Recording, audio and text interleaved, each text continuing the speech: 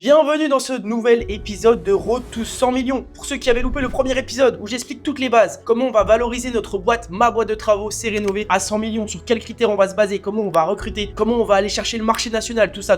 Je vous donne tous les objectifs dans ce premier épisode, vous pouvez le retrouver juste ici. Pour ceux qui ont déjà vu le premier épisode ou qui me découvrent, dans cet épisode, je vais vous expliquer comment ma société de travaux, c'est rénové, va arriver à 100 millions de valorisation dans les prochaines années. Je vais vous expliquer tout ça et je vous explique en ce moment les enjeux que j'ai pour ce développement. C'est un peu une sorte de bulle d'une public où je vous montre comment j'évolue avec ma société de travaux. Pour ceux qui me connaissent pas, je m'appelle Guillaume. J'ai fondé une boîte de travaux qui s'appelle C'est Rénové. Je connaissais rien du tout aux travaux. J'étais un investisseur immobilier parmi tant d'autres. Et je me suis dit comment créer une société qui va répondre à la demande de tous les investisseurs immobiliers. Dans cet épisode, je vais vous parler des enjeux du moment, ce que je rencontre pour mon développement national avec C'est Rénové, mais également de la croissance externe. Je compte racheter des autres boîtes. Comment je suis en train de vivre tout ça, voilà, c'est un peu nouveau pour moi. J'essaie de vous partager tout en ce moment. Le problème de recrutement, la gestion de mes salariés et comment j'arrive à voyager 5-6 mois par an en ayant des salariés et en ayant une ambition nationale. Je souhaite valoriser ma boîte 100 millions en se basant sur des critères assez simples. Pour vous rappeler un petit peu, on va se baser sur un critère qui se nomme l'EBITDA, donc c'est le BE, c'est un peu l'indicateur de toutes les entreprises. C'est un KPI qui est hyper intéressant pour savoir si une entreprise est rentable ou non. Mais on va aussi se baser sur mon opérationnalité. Comment je suis opérationnel dans mon groupe, dans ma boîte de travaux. Parce qu'aujourd'hui, si j'ai envie de valoriser ma boîte et le revendre à un gros acteur du bâtiment, et bah si moi je suis tout le temps dans ma boîte, elle vaut pas grand chose. Aujourd'hui, tout notre chiffre d'affaires est quand même basé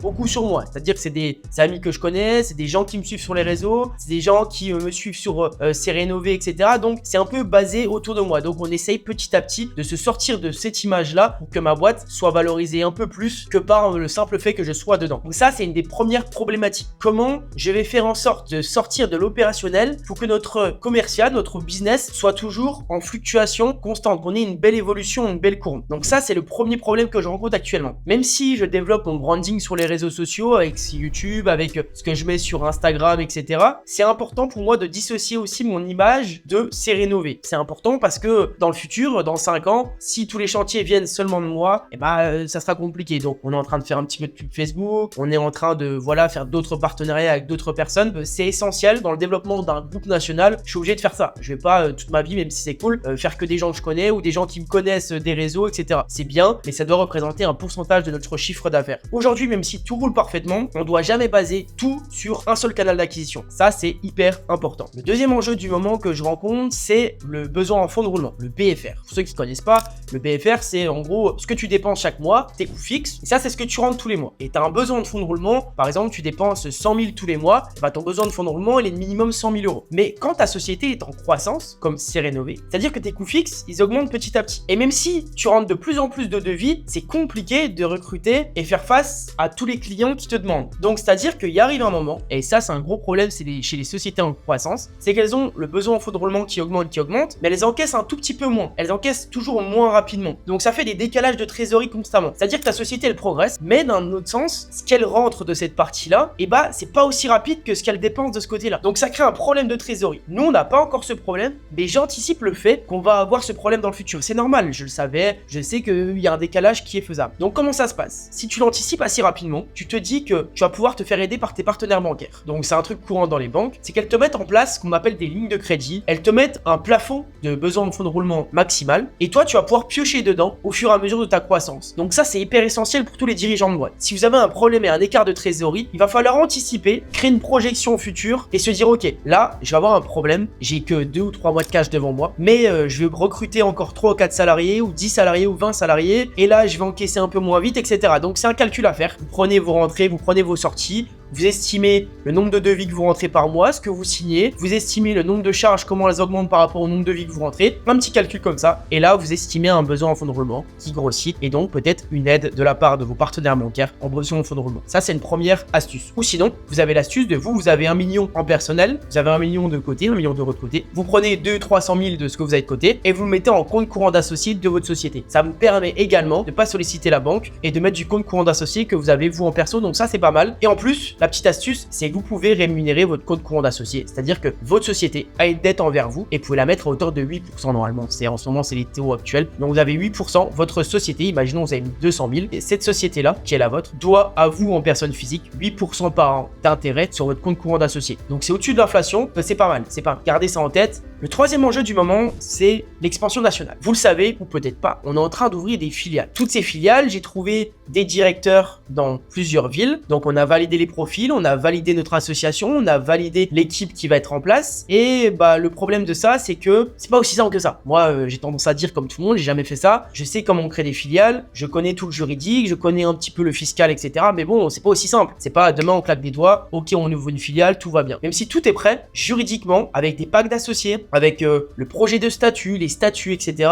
Et bah il faut bétonner ça en amont. Parce que je pourrais lancer ça comme ça et me dire ok, on va vite là-dessus, fait vite, on fait les statuts, on fait un petit peu tout, et bah mos, on y va, on lance au plus vite. C'est une possibilité, mais là, sachant que ces décisions que je prends maintenant auront un impact dans 5, 10, 15 ans, jusqu'à la durée de vie de la société, tout doit être noté parce qu'on doit penser à la revente, on doit penser à l'association. Donc on est en train de bétonner ça, et moi je sais pas si je m'associe avec Serenové, je sais pas si je m'associe avec ma holding dans les filiales, je parle bien, parce qu'on va devoir ouvrir des filiales à chaque fois. Voilà, il y a toutes ces questions qui rentrent en jeu. Est-ce qu'on fait des SAS partout? Est-ce qu'on fait des petites SARL? Dans les pactes d'associés, qu'est-ce qu'on met, etc. Je suis en train de voir avec tous mes avocats, la chance que j'ai, c'est que je suis très bien entouré d'experts comptables et d'avocats fiscalistes, et ça me permet de bien me structurer, mais ça prend un petit peu plus de temps. Et ça, c'est une réflexion que je voulais aussi vous partager, c'est que il y a des choses qui sont tangibles. Ce qui est tangible, c'est je veux me développer nationalement, je dois trouver les personnes qui vont m'aider au développement national, je vais trouver du business pour le développement national, etc., etc. Ça, c'est tangible. Il y a des choses qui sont pas tangibles, c'est-à-dire la projection 5-10 ans. C'est pas tangible, c'est dans ta tête. Donc, je dois penser à 5 ans et je dois me dire, ok, là, il y aura peut-être un problème dans 5 ans, donc je dois quand même le marquer là au J0 et penser à 5 ans. Donc ça, c'est pas tangible, mais tout directeur de boîte qui ont une vision hyper long terme doivent penser à ça. C'est hyper important. Vous pouvez pas aujourd'hui penser à 6 mois, 1 an, vous devez penser à 3, 5, 6 ans. Le bon dirigeant d'entreprise, c'est celui qui se projette toujours 5 ans. Alors je sais que c'est pas facile, mais vous devez le faire. Si vous voulez avoir une boîte à la hauteur de votre ambition, bah vous pouvez pas simplement poser à 6 mois, 12 mois. Et même si ça coûte cher, vous devez sortir 10 000, 15 000, 20 000 euros pour de l'accompagnement, pour des avocats, et bah faites-le. Parce que même si ça coûte cher à l'instant T, je vous assure que vous aurez un rendement futur. Allez vite, mais prenez le temps sur tout ce qui est pacte d'associés, juridique, fiscal, tout ça, parce que ça c'est une galère, et si on le prend pas maintenant, on le prendra jamais. Donc je vais pas m'attarder sur l'expansion nationale, comment on le fait, pourquoi on le fait. Je vous expliquerai ça plus tard, peut-être dans d'autres vidéos si vous le souhaitez. Vous pouvez le mettre d'ailleurs en commentaire, commenter filiale, commenter expansion nationale, un des deux mots là, et je développerai un petit peu plus sur la méthodologie que je mets en place pour ouvrir ces filiales. Un autre enjeu, le quatrième enjeu dont je voulais vous partager, c'est que j'ai l'opportunité de racheter plusieurs sociétés, deux sociétés de menuiserie. J'ai l'opportunité de racheter ces deux sociétés avec ce qu'on appelle de la croissance externe. Donc la croissance externe, j'en ai déjà parlé sur Instagram, vous pouvez vous abonner à la page, j'en ai déjà parlé par mail également, donc rejoignez la newsletter, c'est le premier lien en description. J'en ai parlé aussi un petit peu sur YouTube. La croissance externe, c'est le fait d'avoir une société mère et de racheter des sociétés, soit des sociétés concurrentes, soit des sociétés complémentaires. Donc nous, avec Serenové, le but, ça va être de racheter des sociétés complémentaires. Nous, on a une société du corps d'État et j'aimerais racheter des boîtes de menuiserie, des boîtes de plomberie, d'électricité, donc pas vraiment concurrentes parce que c'est pas le même marché, mais assez complémentaires. Donc j'ai eu l'opportunité d'analyser deux boîtes de menuiserie avec qui je suis en pourparlers. Je vais rencontrer les dirigeants dans quelques jours. Là, on est en mai 2024. Je vais les rencontrer fin du mois, avec qui je vais rencontrer également les salariés, etc. Je sais comment les amener un peu plus loin parce que sans marketing, sans rien, ils font 1,3 million de chiffre d'affaires toutes les deux. Je sais quelle expertise je vais mettre en place pour la développer au maximum. Et voilà, c'est toutes les deux. Ces deux boîtes ont des dirigeants qui partent en retraite dans les 3 à 4 prochaines années. Donc après analyse, ce sont des boîtes qui pourraient rentrer dans mes compétences de gestion et avec lesquelles on pourrait développer tout le groupe Serenové, mon groupe à moi, le groupe avec ma holding au-dessus, etc. Et comment on fait de la croissance externe, comment on rachète des autres entreprises. Donc ça se passe comme de l'immobilier. Tu as une boîte, tu analyses avec des bilans, tu signes une lettre de confidentialité auprès des avocats, tu analyses les bilans, tu regardes si ça te correspond ou pas. Première étape. Si ça te correspond, tu rencontres les dirigeants et les salariés. D'abord les dirigeants, parce que les salariés sont pas trop au courant si ça va pas plus loin. Tu discutes, tu sens le truc, tu essaies d'aller chercher dans des questions un peu plus profondes pour savoir si c'est hyper intéressant, s'il n'y a pas de planche fouillée entre guillemets. Ensuite, tu t'assures de la volonté de rester des salariés, est-ce qu'ils veulent rester si tu rachètes, est-ce que le dirigeant est assez fiable, est-ce qu'il t'accompagne dans la reprise, etc. Tu fais une offre,